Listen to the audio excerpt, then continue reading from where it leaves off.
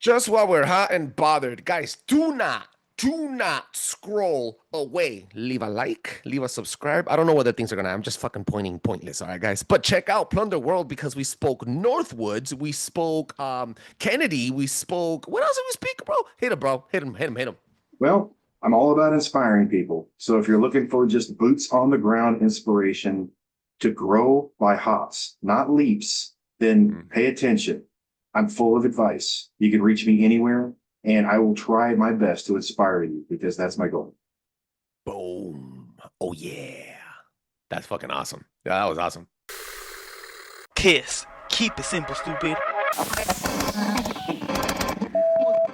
promise you, this is not a political podcast. Jump from the deep end of the pool, set up the mood. Paranoid radio, set up the mood.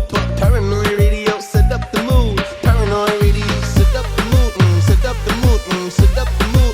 Set up the mood. Set up the mood. Set up the mood. Set up the mood. Set up the mood.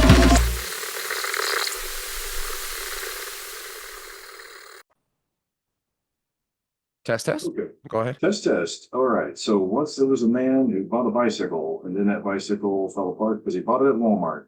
Let's see how that sounds. Walmart bicycles are the freaking best bicycles, bro. Come on, dude. No. Mongoose, you can find mongoose in freaking Wally World. Yeah, and then they fall apart after 2 months. Look, bro. I don't even want to. I'm not gonna bullshit you. To me, I've had bad quality sound before, but if that's I'm okay with that. Do you want to sound okay? Are you okay with that? I'm okay with that as long as you can hear me and people can hear me. I'm fine Roger with that. Well, then, testicles 1, 2, testicles. Welcome back to PARANOI RADIO podcast, ladies and gentlemen, boys and girls. I am Trebles Garcia, your humble host. And this is gonna be a quick one. Every episode is amazing. I'm not just saying that because I'm bloating. I'm just saying because it's the freaking truth, guys. Make sure you check us out at PARANOIRadio.com. Guys, if you are contemplating or entertaining the idea of suicide, make sure you put your burden on someone else. We don't need no more fathers or daughters or sisters or aunts and dads and brothers dying or crying because of your death. So go to PARANOIRadio.com. The first thing that you'll see is a lifetime 24/7 lifeline. You don't even need to listen or subscribe or nothing. You just got to live 10 more seconds and talk to someone. You can also find us, and you can just find my direct number associated with the Instagram account. Guys, don't send me your fucking dick pics. Just tell me if you guys need to talk. I got you, bro.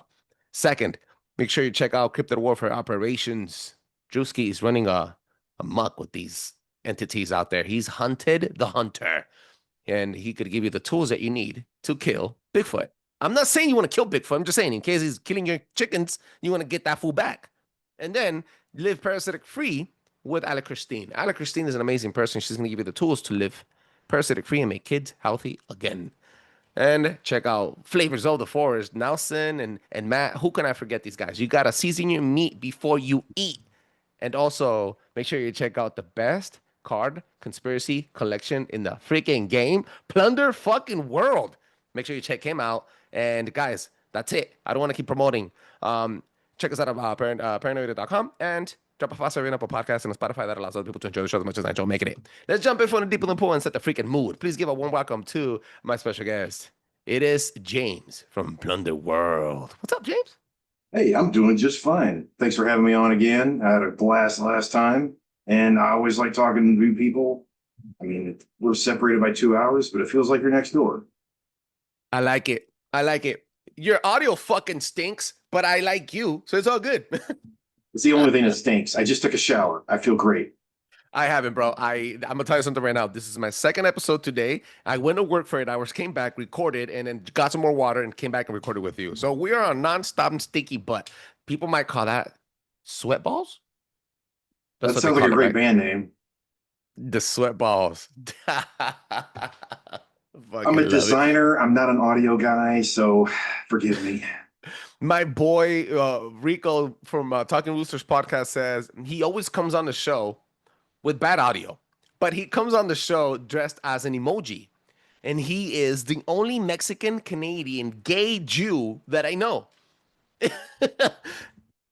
That's some complicated math. I got to think about that. I know, complicated fucking math. And that's his emoji character, and he wants to coin and buy the domain name for this website called No skin in the game. No skin in the game.com. I He get wants to it. use no skin in I the get it. game. Hmm. Yeah, It's one of them beautiful. circumcised fellas. Oh yeah. Yo, Plunder World. Let them know where they can find you, bro. You can always find me at plunderworld.com. Instagram's a great place to see artwork I throw up. And believe it or not, I am on tour. I am taking my cards to all kinds of shows because you got to meet the public. And I've learned quite a bit about sales. You know, it's one thing to hide behind a computer, but when you're out there shucking and jiving, doing your dance, saying your routine to people that are after sports cards and Pokemon, it's a completely different crowd. And they look at you funny. But I still Hey, managed to get people to stop and pay attention. The sales have been good because the big push right now is to get Series 2 printed, and every single sale goes to the production cost. And I meet some really interesting folks. you know what? I'm gonna be honest with you.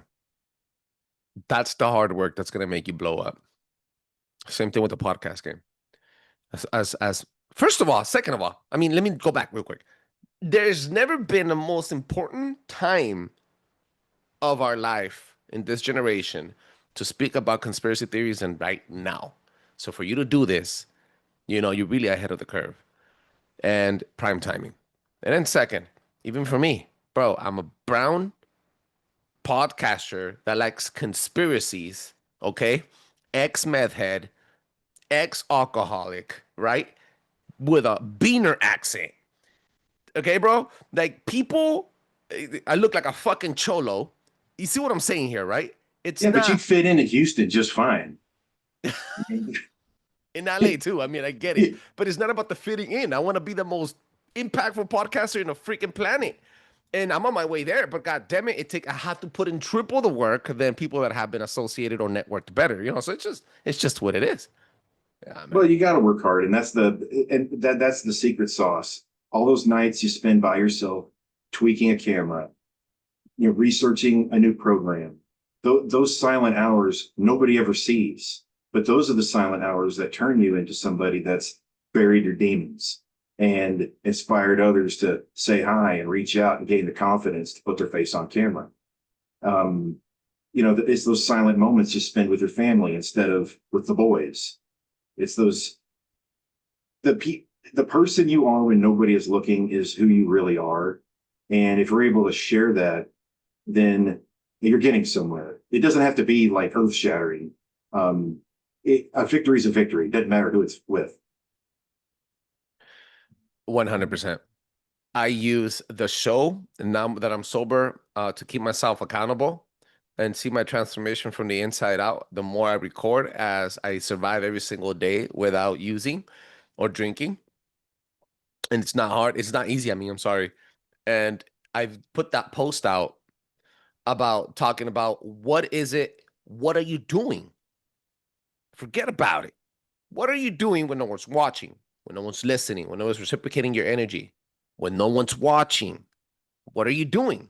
Those are the moments where you're building your character. Are you spectating or are you creating?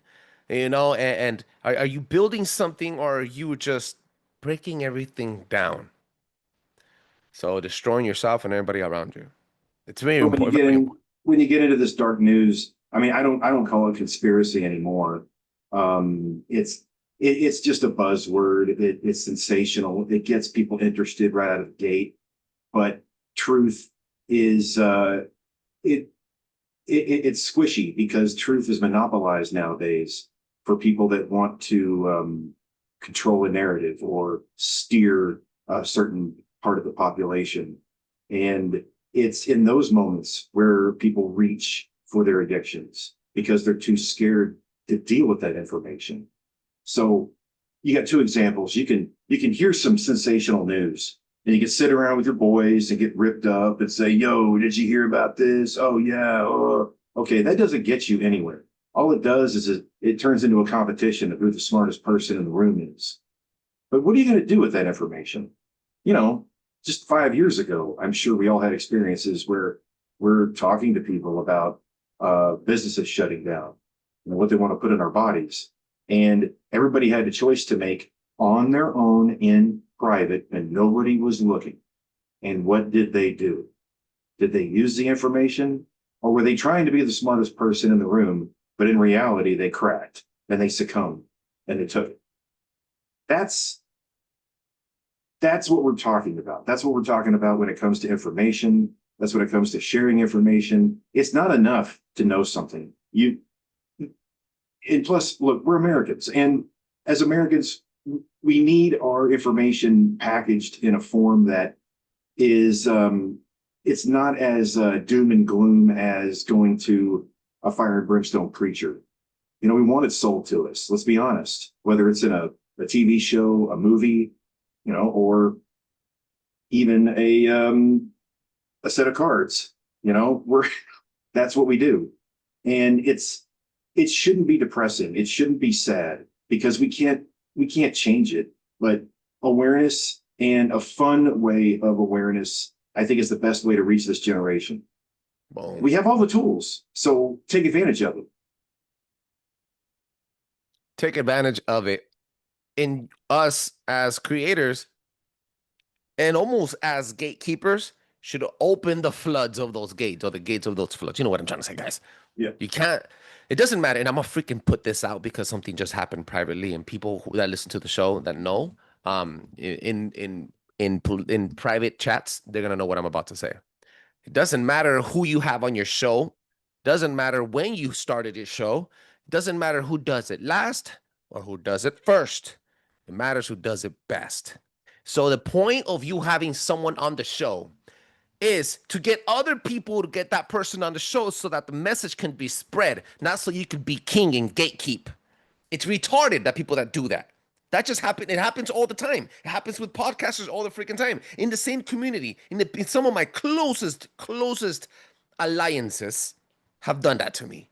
Shut the front door, bro. And it doesn't matter you copy or not, or it seems like you're being copied, bro. Even if you were being copied, you should be flattered. You should Be honest about your inspiration. Be honest about it. I mean, there's no shame. There's no shame at all in saying, hey, you know, so and so inspired me to do this, but I want to do it in a different way. Boom. There's no shame in that. Give people credit. Build people up. That's how you join forces. You think you were the first conspiracy theory card game, a card collecting? No, but you came and you're doing it better. Doesn't mean you copied anybody. You know, but man, you know, it's those quiet hours where you see your own warts. You know, I do photo and video production, and I cannot look at things I've made a year ago. I can't, because I see all the warts, I see all the flaws, and but you got to get past that. You have to realize that, you know, it's kind of like when I tell my son and other members of my family, like, look, you may not be the best at fixing a car, but if you're the only one in the garage that knows anything about repairing that car, then you are the expert. Okay. And you can apply that in pretty much anything that you're interested in. But the key is that you have to have I hate the word passion. You have to have an innate drive to want to do it when nobody's looking, when you have that free space of time. You might be tired, you want to take a nap, but that urge to get that idea out of your head compels you to stay awake. And you're doing it just from your own natural energy. Own natural energy. Talking about own natural energy, something natural that you're really good at, it's putting out this freaking content and putting it on the freaking screen. I want you to pull out one of those cards, bro, and talk to me. Same thing that we did last time. Let's promote those cards. I'll tell you what I can do is let me pull up the screen share here of a couple of previews. Series 2 is ready to go. And here's really hold the breath. Okay, so this is a key card that's in Series 2. And Cloward and Piven are a duo that researched how to crash the welfare system. And they wrote several books that the answer for a true change in the homeless situation was to put so many people on welfare that it crashes the entire system. And this is known as the cloud and pivot strategy. And the people today are being incentivized to get on the dole and have other people pay for their problems. And this isn't by accident. This is deliberate. One of the key aspects of these cards that I always want people to realize is that this is foundational knowledge aimed at teenagers, aimed at young 20-somethings. Most people that get these cards that are like us are going to flip through them and go, oh, okay, yeah, I know about that. I know about that. But that's not the audience. The audience is for those Pokemon collectors, for those sports card dorks that just have to go ahead and have their collecting fix. And they never bother reading the news. And I totally screwed up my slideshow. So, hold on a second. One thing I want to point out is how this is actually affecting people in my own life. My son and I are interested in science, of course. And one of the things that comes up is animal research. And I think some of your audience might be familiar with the monkey research study by a man named Harry Harlow. Pause this real quick. Okay, I think it's coming up. This is it on the slideshows, and I'll quit trying to mess with it because this is hard to do with one hand. Good. Okay, so there was a scientist named Harry Harlow, and what he did is he wanted to see if he could affect the way macaque monkeys loved a mother. And so this sick guy would get hammered at bars and come up with these twisted ideas where he would remove babies from their mothers, and in place he would put the body of a fake monkey mother that she was covered in wire and hard to touch. And you have another one that was padded with soft fabric, and the monkeys would bond to that mother. And then he would scare the young monkeys with all kinds of devices, and then he would torture them, and they would run instinctively back to the soft mother. Now, later, these same young macaques would have children of their own and either kill their children, neglect them, and just be overall bad parents. Now, that is an important concept. And I put that in a card because the other day, my son was going through his old childcraft books. I don't know if you ever received childcraft books, but they're kind of like little small encyclopedias with simple little educational topics. And he was flipping through it because we were going to get rid of some old stuff in his bedroom. And he says, hey, man, check this out. And so he flips over to a page in his book. And what is there? It is a picture of Harry Harlow. And if you can see that, there is the soft mother with the baby monkey attached to it. Get the front door, man. Oh, God. Yeah. And the caption is very intriguing. It says, the things Dr. Harry Harlow has learned about baby monkeys may help us find better ways of raising human babies. You get that? Human babies. This is not about researching monkeys. This is about affecting human behavior. And the dadgum book does not tell children what a twisted, drunk, torturing lunatic this guy was. Okay? And that's what I'm trying to get across, is that your school has been lying to you. Your literature is lying to you. They're leaving out the important details about things like animal research. It's not about the animals. It's about testing it on human beings. I hope that makes sense. Makeup, everything. You are the product. Tap into everything that you consume. They do it on frequency. They do frequency studies on animals before they do it on you to perfect it so that you don't find out and then fight them back. That's right.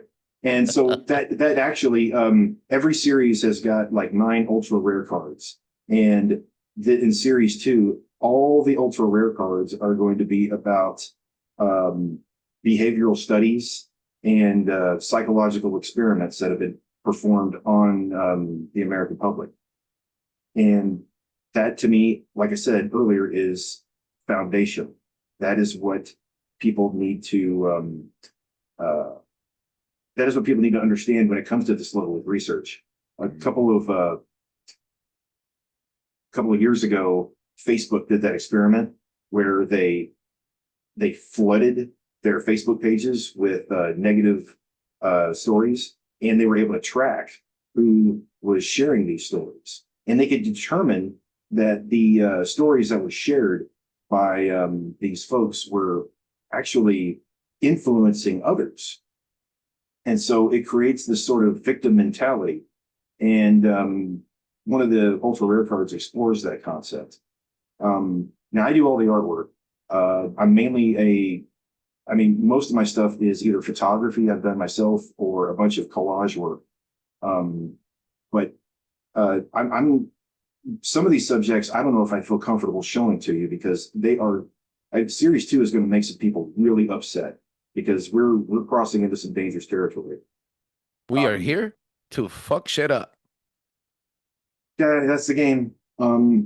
Everybody who I'll tell you what, I'll even make a special deal here. So and easy to find. So if anybody out there is going to pre-order a box of Series 2, all you need to do is in the notes section add PARANOI RADIO. And I'll give you 3 extra full packs when the printing is done. How about that? Okay. This is exclusive. I love it. Yeah. Now they're not printed yet, but once you pre-order, you're on the list and all the updates are going to come through. And I am pushing and pushing and pushing. In fact, every weekend in June and most of July, my son and I are going to be out there hustling at card shows, gun shows, sports shows, book shows, trying to sell these things. And so far, the response has been really good. And it's difficult because, like I've told other people, it's kind of like selling cat food at a dog show. People kind of look at you funny. But, it is refreshing because I get to find out why people get this kind of, why people get into hobbies like sports cards. I ask them, I'm like, why do you collect? Because I want to know. And what I hear most often is, well, they want to make money. They're chasing like the super ultra rare, Patrick Mahomes Prism card. There's only 24 in the nation. Okay, well, what happens if he breaks his leg next year and he's no longer popular? Well, what happened to your investment? What happened to your card? Then why are you interested? Is it because you actually like the guy? Is there a story tied behind it? I mean, don't get me wrong. There are certain cards and subjects I've collected over the years, but they were tied to a story. It wasn't for some mindless chase, if that makes sense. I think those things keep us children until we're well into adulthood. It makes us kind of like, by the time we're 50, we sound like, little boys. We don't have anything interesting to talk about. We don't have any basic knowledge about our history. I'm kind of rambling. No, but you are absolutely right. Just because, first of all, remember what I told you. It is a very, very good time to get into the conspiracy game. And also, if you ever thought about podcasting, this is the time to do it. Because just guess what's mainstream right now, even if it's controlled or not. Podcasting. It's just what it is. And the little niche and the category of conspiracy theory, culture, governmental conversations is in. We are the mainstream media. So I need you guys to dive deep. Oh, what is that? Dive deep into that. I've actually That's what I have. Yeah, I've got some major prints. I'm making large prints of some of my more. These are cards from Series 1 that have blown up and made into 8x10 prints. And these are all photos that I've shot and edited just for cards. A little hard to see on camera. Oh man, I lost my light. Check it out. Have you had the opportunity to put this as posters? I'm working on that, but I mean, posters? I'm a one-man operation. I'm not growing in leaps. I'm growing in hops. Okay. Mhm, mhm, mhm. But like what I want to get across is there's another topic that I think this might apply to podcasting. This might apply to, obviously what I'm doing, but Mhm. the idea of selling yourself, you know, I mean, look, I'm in the 80s, you know, everybody was complaining about people selling out, like your favorite bands or Mm. your favorite artists selling out. Well, the reality is that we all sell out, okay? But we usually sell out in the form of getting that job at Best Buy or working at McDonald's, where you're selling somebody else's slop. I guess what I want to impart to anybody that cares about doing their own thing is you you still need to sell yourself. And part of that mindset is that you have to be your biggest fan. You have to really, really be energetic, whether it's your show, whether it's your music, whether it's your channel, whether it's, the artwork you make, or even like maybe you make custom motorcycles, but you have to be your biggest fan. If you're not, then the people that you're trying to reach are going to know that. They're going to know that you don't care about your own work. Does that make sense? 1000%. Yeah. It's, and I would, I would stand behind anything that I make that I want other people to enjoy and share. That's why, like, every one of these that I'm making, so this is one there. I've also gone ahead and made a print to go along with it, where it shows off the backs of all three versions of the cards. That way, you've got a nice collectible, high quality, glossy summary sheet to go along with every single print. Now, I'm doing this because I paid attention when I go to these card shows, and when you just have a box of cards on your table, people take a quick look and then they walk away. Well, one of the tricks that you need to do in anything is give people something to look at, give people a reason to hang around. And so if you have more stuff, then it gives people a reason to look longer and strike up conversations. Now, look, I'm not saying that you shop at Bath and Body Works, okay? But I know you've walked by a Bath and Body Works, okay? Have you ever gone inside? Okay. Yeah. Notice there's a lot of people inside there, right? Mm-hmm. Why do they go inside? They go inside because they get to smell and they get to spray on free samples, and it draws a crowd. And that's what they're selling. They're selling that experience. They're not selling perfume. They're not selling soap. They're selling an experience for people to walk in and smell, exotic fragrance, and it draws a crowd. There's a lesson in that. There used to be in outlet malls, there used to be a place where men would make big batches of fudge, and it wasn't in the back of a kitchen. They moved the kitchen to the front of the store, and it drew a crowd because you get to see these guys with big paddles making huge piles of fudge. That sounds gross, but they would tell stories and make people laugh, and it drew a crowd. Okay. So the lesson in that is you need to think of a way to draw a crowd.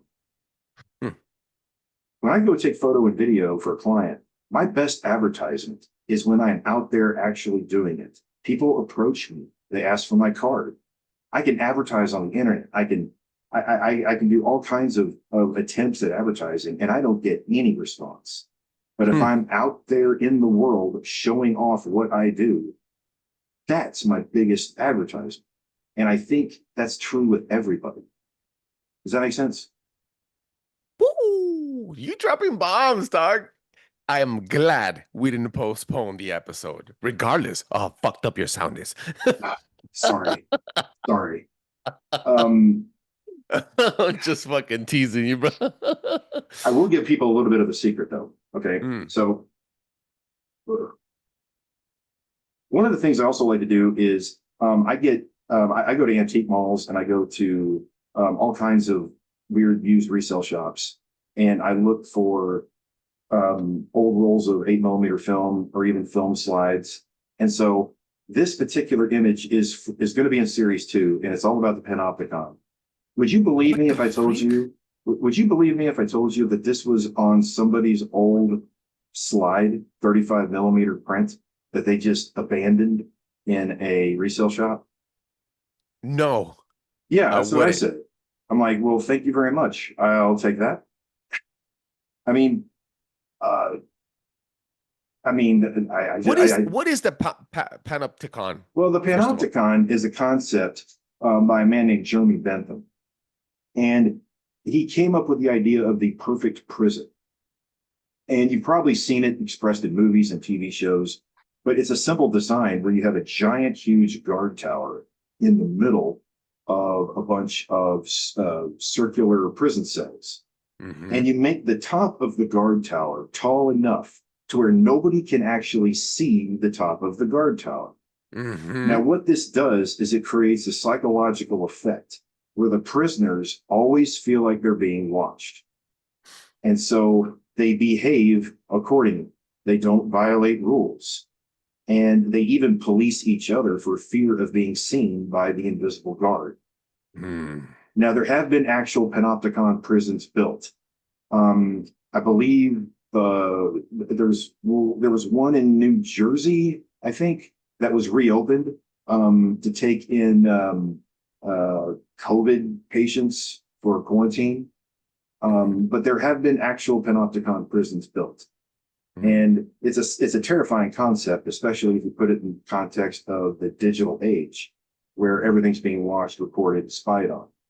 But you know that, and then we're going to talk about the awful wars that we've been in. This is I actually designed my own label for a can of worms, because if you know anything about the mess in Syria, then you know that the United States government actually created ISIS and funded their assault on Syria that deposed Bashar al-Assad.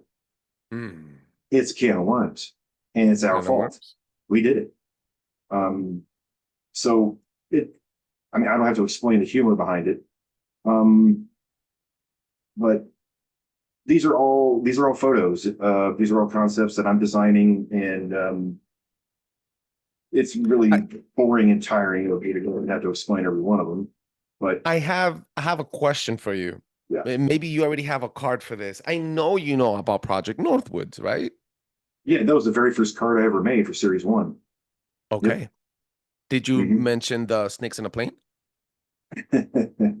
No snakes on a plane. That one, I'm not going to say it's my best design, but yeah, You have it. Yeah, I'm just trying to find the actual design I made of it. If you just give me a minute, I can pull it up. It's here somewhere. That's a wild. Not a lot of people. You'll be surprised at the people that know about the snakes in a plane little incident and how they planned to do this. That was Yeah. something blows my mind. Yeah. Well, the problem with Northwoods is that even back then, this was written during the Kennedy administration, and even then they were talking about remote controlled aircraft. So that gives you an idea of the technology back then. So the danger is that, like, one thing I'm going to tell anybody listening who's never didn't hear our previous conversation is that I'm not delving into like Bigfoot or aliens or anything like that. But next door neighbors to that are the crackpots that want to talk about, particle weapons during 9/11. Okay, come on, man. That makes everybody look crazy. That's not what happened.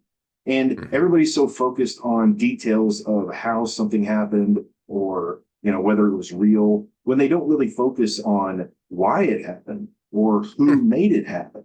Those are the answers I'm after, and that I'm trying to put in a form of a card. So I'm not gonna. There's going to be some information on like maybe Kennedy and what happened on September 11th, but it's going to be stuff that is actually proven, like the truck, like the moving vans that actually had explosives in them, and the New York police pulled them over and found explosives in a truck that was going to be parked at the basement. That really happened.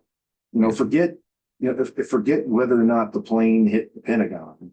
I mean, there's a plane hit the Pentagon. All right. And it's, so I guess what I'm trying to say is the realm of speculation is never going to be entered when I make a card. I want people to see something and go, holy crap, I need to look into this.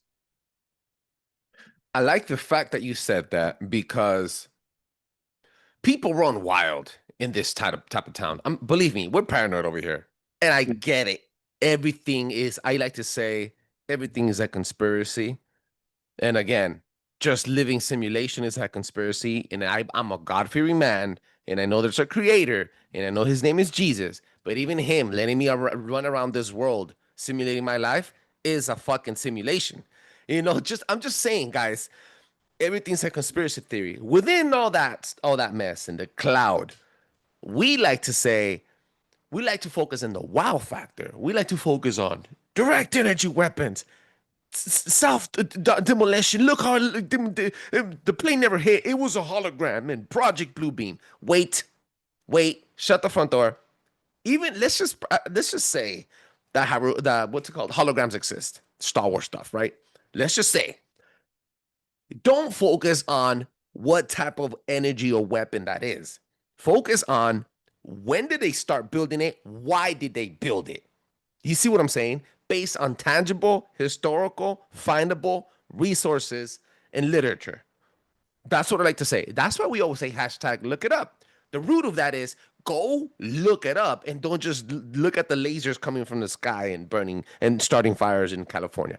It's not just about that. Ooh, Northwoods document. I love when he does that. I'm surprised you don't have any little minions out here just getting railed in the butt. In the screen like last time. Yeah, well, I don't have any news articles ready to pull up. That's my default when I'm talking about current news or documents. I mean, I've got some hair-raising documents but they're buried. I'll tell you what. Currently, though, I've been really fascinated with the P2 Vatican connection in the 1970s and 80s. If you want topics for days, look into that. That's because I'm also looking for fodder for series 3. I've already started designing that. I've got at least 800 topics that I can dive into, each with folders, each with book chapters and page numbers in my library, and it's going to happen. But we it's, like I said, I'm not getting there by leaps. I'm getting there by hops. I love it. Plunder World. James, let them know where they can find you one more time. So you can find me at plunderworld.com. I'm very easy to find on Instagram, Plunder World Cards. You can see dates for shows that I'm doing or appearing at. And sometimes, when I'm in the design phase, I always try to throw up new artwork. And I need feedback. I crave feedback. And I can't thank the people that have already pre-ordered and bought Series 1 enough. It's only because people like it that I'll keep doing it. And it's only going to get better. Series 2 actually has guest artists. I got 5 talented artists to supply artwork for 5 cards in Series 2. And I want to grow that too. I want to get more people on board.